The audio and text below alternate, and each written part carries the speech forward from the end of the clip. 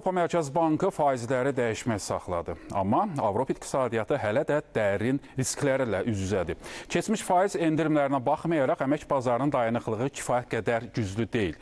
Qlobal çətinliklər fonunda artım perspektivi zəif görünür.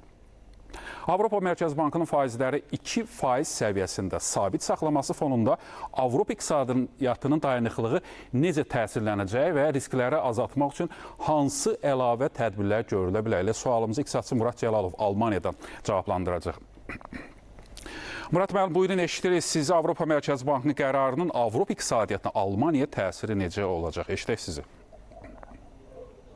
Bəli, Avropa Mərkəzi Bankı faiz dərəcələrini açıqladı, amma Feddən fərqli olaraq faiz dərəcələrini yüksəkdə 2%-ə stabil olaraq saxladı. Faiz dərəcələrinin aşağı endirilməməsində ECB, Avropa Mərkəzi Bankı uzaq görən davranaraq yaranmış bu vəziyyətdən, iqtisadi vəziyyətdən istifadə etməyə çalışır. Çünki Amerika ilə Çin arasında baş verən iqtisadi ticarət bazar anlaşılmamazlığı, əlavə olaraq Rusiya-Ukrayna müharibəsinə görə deməli, Çinin həm birinci, həm də üçüncü böyük bir bazarını dünya üzrə itirməsindən sonra Çin çalışır ki, Avropaya öz ixrac etdiyi malları deməli, Avropaya yönəltsin və bu baxımdan da artıq Avropanın özünün xarici ticarətinin fiskal polisi, yəni bu maliyyə çarxı hərəkətə keçməyə başlayır.